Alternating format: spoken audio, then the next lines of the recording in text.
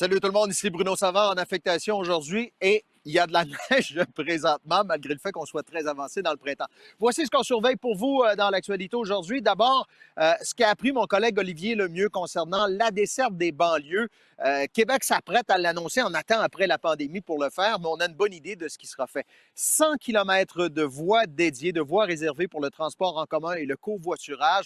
844 millions de dollars seront dédiés à ce projet. Il y a 4 artères principales qui seront ciblées. On pense notamment à Laurentienne, plus à l'est.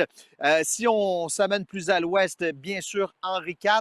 Et puis, il y a l'autoroute Félix-Leclerc qui sera ainsi aménagée. Donc, je le rappelle, une enveloppe de 844 millions qui sera annoncée sous peu pour favoriser la desserte des banlieues et tout ça pour ramener les gens vers le réseau structurant de la Ville de Québec. À ce sujet, la ministre responsable de la capitale nationale, Geneviève Guilbeault.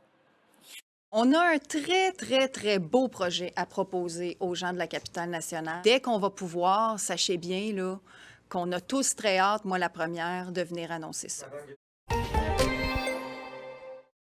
La COVID maintenant, on parle particulièrement de Chaudière-Appalaches parce que c'est un point chaud. Et là, ce qu'on a décidé de faire, c'est d'aller carrément vers les entreprises. Avec le vaccin AstraZeneca, il y a des unités mobiles qui iront voir carrément les travailleurs pour distribuer ce vaccin. À ce sujet, Marie-Pierre Mercier.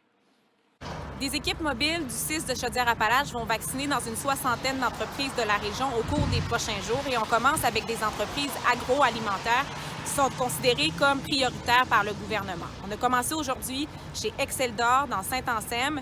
Évidemment, le but de tout ça, c'est d'écouler les doses d'AstraZeneca qui n'ont pas trouvé preneur au cours des derniers jours. Et l'avantage pour les travailleurs, c'est qu'ils n'ont pas à se déplacer dans les cliniques de vaccination pour se faire vacciner. Et là, avec l'élargissement du groupe d'âge, les doses vont trouver preneur assez rapidement. Alors, la région va recevoir davantage d'AstraZeneca aujourd'hui et demain pour répondre à la demande.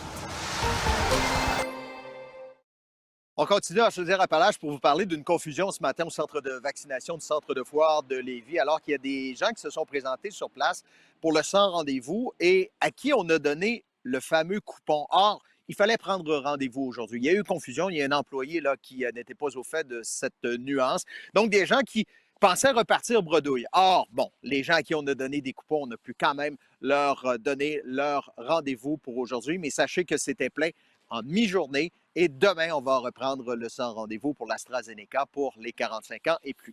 Regardons ensemble les chiffres. Il y a une stabilisation là, dans nos régions. On continue encore sur le même plateau. 195 pour la capitale nationale, aucun décès. Chaudière-Appalaches, on est à 169 aujourd'hui et aucun décès. Alors, vous vous dites, mais pourquoi est-ce qu'on demeure en zone spéciale d'urgence? Bien, c'est en raison de ces graphiques. C'est l'hospitalisation. Regardez, en capitale nationale, il y a vraiment une courbe croissante, particulièrement pour les soins intensifs. Même chose du côté de Chaudière-Appalaches, où là aussi les cas d'hospitalisation sont en hausse. Et c'est pourquoi hier, on a annoncé que les mesures spéciales d'urgence allaient être prolongées d'une autre semaine. Pour suivre l'évolution de la pandémie, de la vaccination, pour connaître les modalités de vaccination notamment, rendez-vous sur l'appli Info de Radio-Canada. Ici Bruno Savard. Bonne journée.